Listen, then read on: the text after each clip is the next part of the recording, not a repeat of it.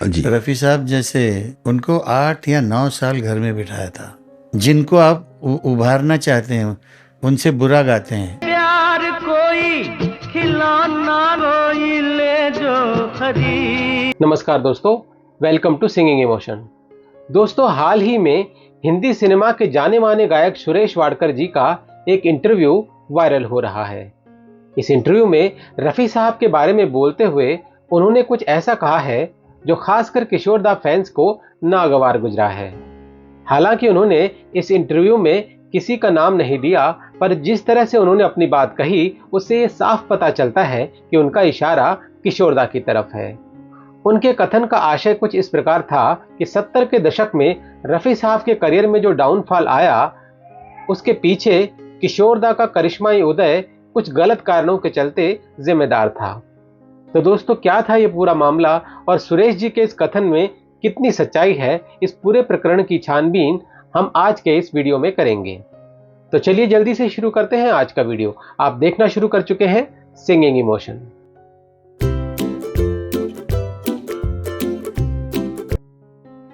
दोस्तों, सुरेश वाडकर हिंदी सिनेमा के एक बहुत ही सम्मानीय पार्श्व गायक हैं और उन्होंने कई सदाबहार गीतों को अपनी खूबसूरत आवाज से सजाया है। जिंदगी गले लगा दे तुमसे मिलके ऐसा पर अभी हाल ही में बीबीसी को दिए उनके एक इंटरव्यू में उन्होंने किशोरदा से जुड़े दौर के बारे में जिस तरह से कमेंट दिए हैं वो कहीं ना कहीं उनके मन में किशोरदा को लेकर एक छिपी हुई कड़वाहट को दर्शाता है। उनके इस इंटरव्यू के क्लिप्स यूट्यूब वीडियोस और रील्स के माध्यम से हर जगह वायरल हो रहे हैं। चलिए अब आपको बताते हैं कि असल में उन्होंने कहा क्या है। दोस्तों, दरअसल इस इंटरव्यू के दौरान बीबीसी के जाने माने एंकर इरफान साहब ने सुरेश वाडकर जी से 80 के दशक में किशोर दा और आर डी बर्मन जैसे बड़े नामों के जाने के बाद इंडस्ट्री में शुरू हुई गलाकाट प्रतियोगिता और उसके दुष्प्रभावों के बारे में उनकी राय पूछी। तो सुरेश जी ने 80 के दशक के बजाय 70 के दशक में रफ़ी साहब और किशोर दा के बीच के कंपटीशन की ओर इस सवाल को घुमा दिया। दरअसल एंकर इरफान साहब उनसे 80 के दशक में म्यूजिक कंपनीज के फिल्म संगीत में हुए बड़े अमल दखल की ओर इशारा कर रहे थे, जिसके चलते कई अच्छे गायकों को मिड करियर में ही घर पर बैठना पड़ा। उन्होंने अमित कुमार का उदाहरण देते हुए ये बात कही थी। जाहिर सी बात है कि जब सुरेश जी 80 के दशक के गायक हैं तो इरफान साहब उनसे 80 और 90 के दशक में आए बदलावों के बारे में ही पूछ रहे थे, ना कि 70 के दशक के बारे में। पर सुरेश जी ने इस पूरी वार्ता को किसी और ही दिशा में मोड़ दिया और वो रफ़ी साहब का उदाहरण देने लगे कि किस तरह रफ़ी साहब जैसे महान गायक को इंडस्ट्री के भेदभाव के चलते 8-9 साल तक घर बैठना पड़ा। पर बात सिर्फ यहां तक रहती तो भी ठीक था, पर अपनी बात को आगे बढ़ाते हुए सुरेश जी ने कुछ ऐसा कह दिया जो कहना शायद उचित नहीं था। सुरेश वाडकर जी ने कहा कि किसी दूसरे गायक को उभारने के लिए रफ़ी साहब जैसे बड़े और सीधे साधे गायक को घर पर बैठा दिया गया, जबकि रफ़ी साहब दूसरे गायक के मुकाबले किसी भी बात में कम नहीं थे। जी। रफ़ी साहब जैसे जिनकी दुआएं देते थे लोग, बड़े बड़े म्यूजिक डायरेक्टर्स, उनको 8 या 9 साल घर में बिठाया था। कितनी खराब बात है। जी। और ये नहीं कि वो जिनको आप उभारना चाहते हैं उनसे बुरा गाते हैं या अच्छा गाते हैं। जी। जी। तो अच्छा गाते इसलिए चिढ़ के उनको घर में बिठाया। दोस्तों, सुरेश जी आगे कहते हैं कि अगर 70 के दशक में आप किसी दूसरे गायक को प्रमोट करना चाहते थे तो आप 100 में से 50 गाने अपने फेवरेट गायक को दे सकते थे और बाकी 50 गाने रफ़ी साहब को देते तो अच्छा था। पर जब आप एक आदमी को गाने दे रहे हैं तो बस उसी को दिए जा रहे हैं। दोस्तों, हालांकि सुरेश जी ने किसी का नाम नहीं लिया, पर यह बात सर्वविदित है कि 70 के दशक में रफ़ी साहब का प्रतियोगी गायक कौन था और उनका इशारा किसकी तरफ था। अब देखिए, सुरेश जी गायक तो बेहतरीन हैं और हम सब उनके फैन हैं, पर शायद यहाँ पर वो अपनी बात को सही तरीके से रखने में चूक गए। सबसे पहले तो किशोर दा को किसी ने उभारा या प्रमोट नहीं किया था, बल्कि नंबर 1 गायक किशोर दा अपने बलबूते पर बने थे। इनफैक्ट उनके स्टार सिंगर बनने में किशोर दा के बड़े भाई दादा मुनि का भी कोई खास रोल नहीं था। अगर किशोरदा किसी की सिफारिश या प्रमोशन से स्टार सिंगर बने होते तो वो 21 साल पहले ही बन गए होते, क्योंकि उनका करियर 1948 में शुरू हुआ था। जीने की तमन्ना। दोस्तों, दरअसल वक्त के साथ साथ दर्शकों का और श्रोताओं का टेस्ट फिल्मों और फिल्म संगीत को लेकर बदल जाता है। इसी के चलते अक्सर हम देखते हैं कि हर दशक में कुछ नए कलाकार उभरते हैं और हिट होते हैं। उदाहरण के तौर पर 40 के दशक के स्टार सिंगर्स जैसे के.एल. सहगल, तलत महमूद, जी.एम. दुर्रानी, शमशाद बेगम, नूरजहां, राजकुमारी इत्यादि की जगह 50 के दशक में मोहम्मद रफ़ी, मुकेश, मन्ना डे, लता मंगेशकर, आशा भोसले और गीता दत्त जैसे गायकों ने ले ली थी। इसी तरह 80 के दशक के गायकों जैसे अमित कुमार, शब्बीर कुमार, मोहम्मद अजीज इत्यादि को 90 के दशक में कुमार शानू, उदित नारायण इत्यादि ने रिप्लेस किया। फिर कुमार शानू, उदित नारायण को 2000 के दशक में सोनू निगम, शान इत्यादि गायकों ने रिप्लेस किया। और फिर सोनू और शान जैसे गायकों को आज के मॉडर्न गायकों जैसे अरिजीत सिंह और जुबिन नौटियाल इत्यादि ने रिप्लेस किया। अब कल आने वाले वक्त में इन्हें भी कोई रिप्लेस कर देगा। ऐसे ही लता जी और आशा जी को अनुराधा पौडवाल और अलका याग्निक जैसी गायिकाओं ने, और फिर अलका याग्निक और कविता कृष्णमूर्ति को श्रेया घोषाल और सुनिधि चौहान जैसी गायिकाओं ने रिप्लेस किया। तो दोस्तों, ये सब एक जीवन चक्र के समान है जो चलता रहता है।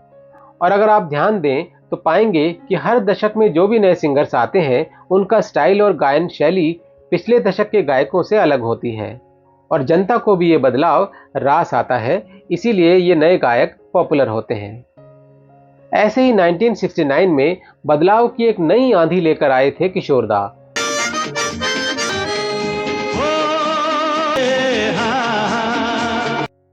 जिनके सिंगिंग स्टाइल और गायकी ने उस दौर के संगीत प्रेमियों को दीवाना बना दिया। न छोड़ेंगे।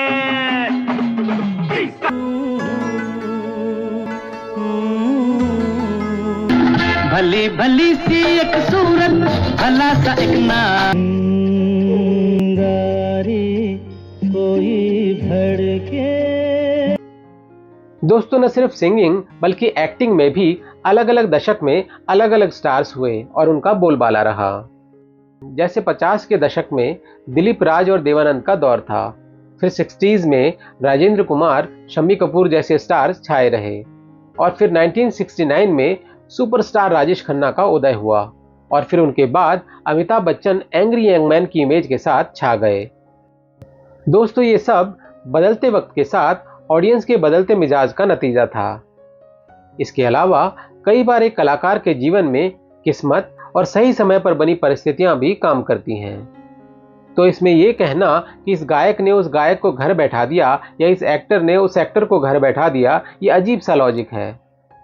हालांकि पिछले एक दशक में फिल्मी संगीत और अदाकारी को कला का नहीं बल्कि सिर्फ और सिर्फ बिजनेस का माध्यम बना दिया गया है।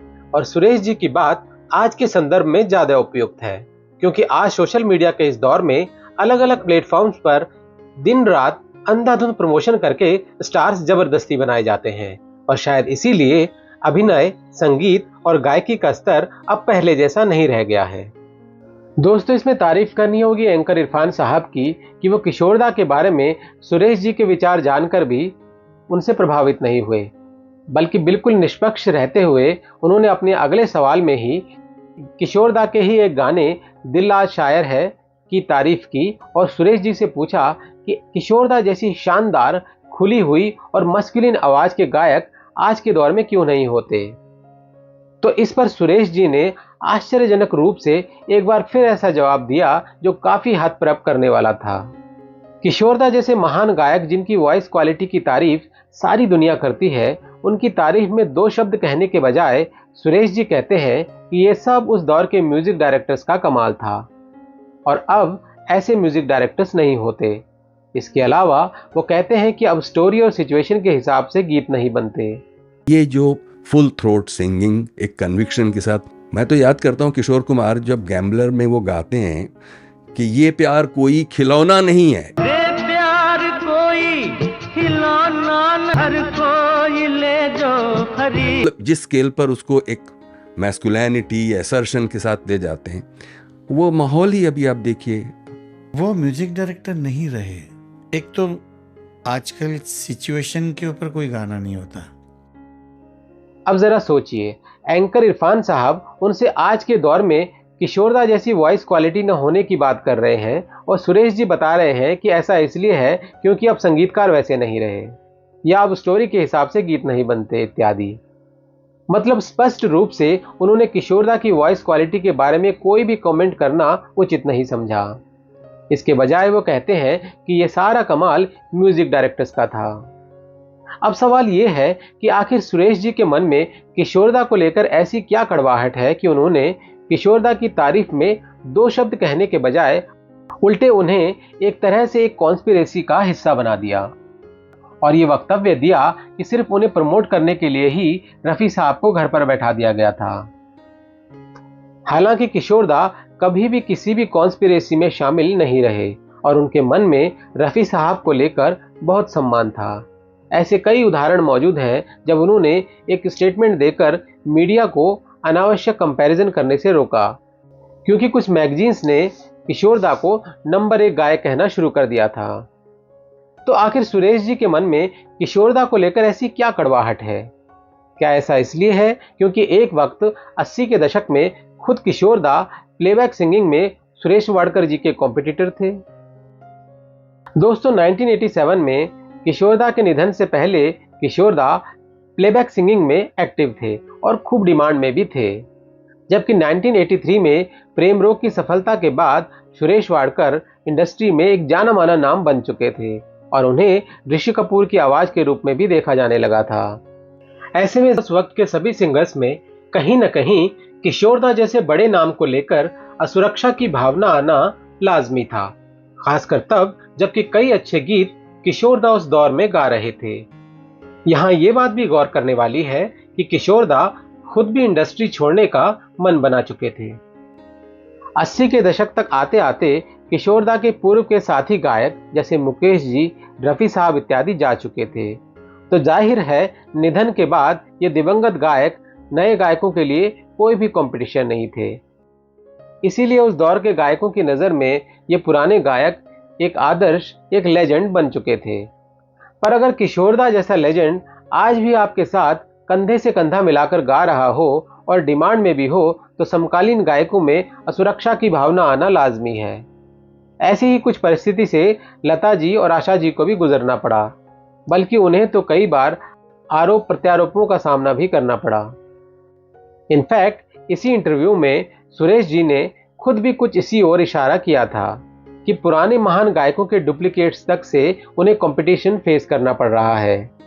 एक सवाल के जवाब में सुरेश जी कहते हैं कि रफ़ी साहब, किशोरदा और मुकेश जी के जाने के बाद भी उनके दौर के म्यूजिक डायरेक्टर्स इन बड़े सिंगर्स के डुप्लीकेट से गीत गवा रहे थे।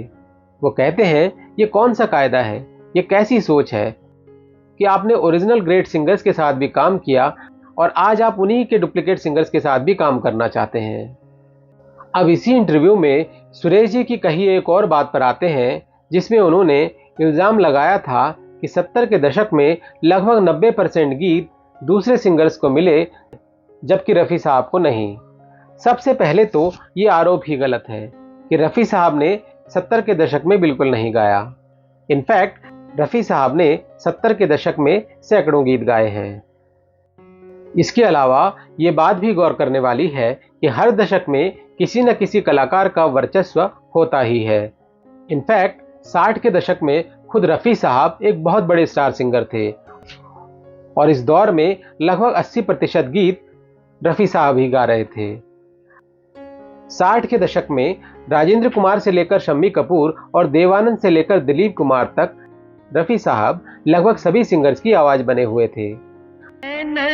से मस्तान में किसी की जान को बड़े मियां दीवाने ऐसे न बनो।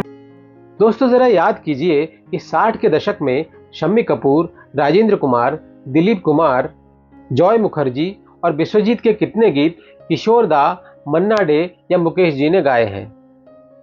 इनफैक्ट 60 के दशक में नौशाद से लेकर मदन मोहन और ओपी नैयर से लेकर शंकर जयकिशन तक सभी के सभी म्यूजिक डायरेक्टर्स रफ़ी साहब से एक से बढ़कर एक गीत गवा रहे थे।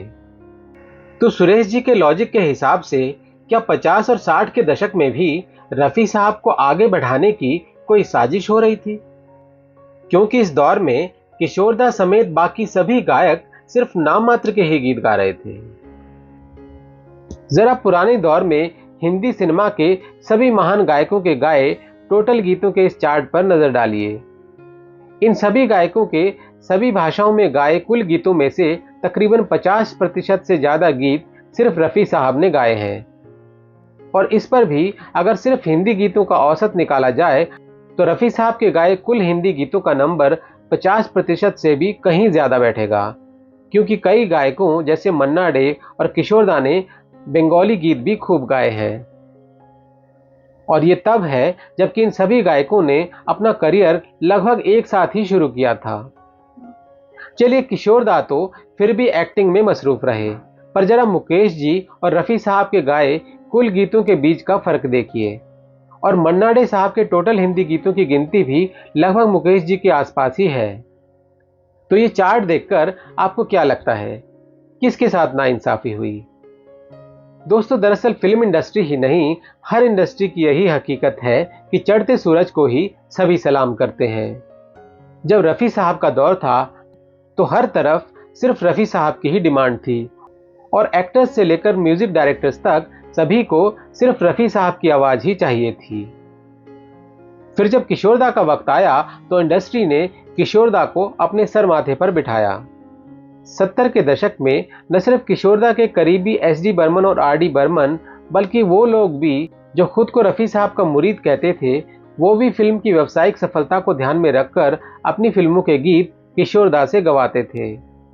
तो ये आरोप कि किशोरदा को आगे बढ़ाने के लिए या उभारने के लिए कोई साजिश की जा रही थी, ये बेबुनियाद है। दरअसल वो दौर किशोरदा का था और उस दौर में जिस भी एक्टर के लिए किशोरदा ने गाया, उसने सफलता के नए कीर्तिमान गढ़े।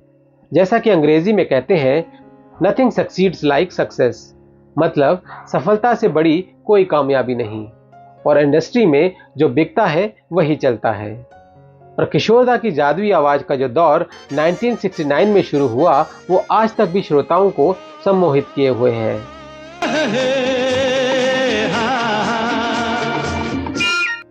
दोस्तों, इस जरूरी मुद्दे पर आपकी राय बहुत मायने रखती है। सुरेश वाडकर जी के इस कथन पर आपका क्या कहना है? कमेंट सेक्शन में सम्मानपूर्वक शब्दों का प्रयोग करते हुए अपने विचार जरूर शेयर करें। दोस्तों, हमने अपनी स्टोरी के लिए इस इंटरव्यू के कुछ अंश लिए हैं। आप चाहें तो सुरेश वाडकर जी का यह पूरा इंटरव्यू बीबीसी के ऑफिशियल यूट्यूब चैनल पर देख सकते हैं, जिसका लिंक हम इस वीडियो के डिस्क्रिप्शन में शेयर कर देंगे। तो दोस्तों, उम्मीद है आपको हमारा आज का वीडियो पसंद आया होगा। अगर वीडियो पसंद आया हो तो इसे लाइक, हाइप और शेयर जरूर करें और ऐसे और जानकारी भरे वीडियोस के लिए हमें सब्सक्राइब कर लीजिए। जल्दी ही मिलते हैं एक और नए वीडियो के साथ। तब तक अपना बहुत बहुत ख्याल रखिएगा। Thank you for watching.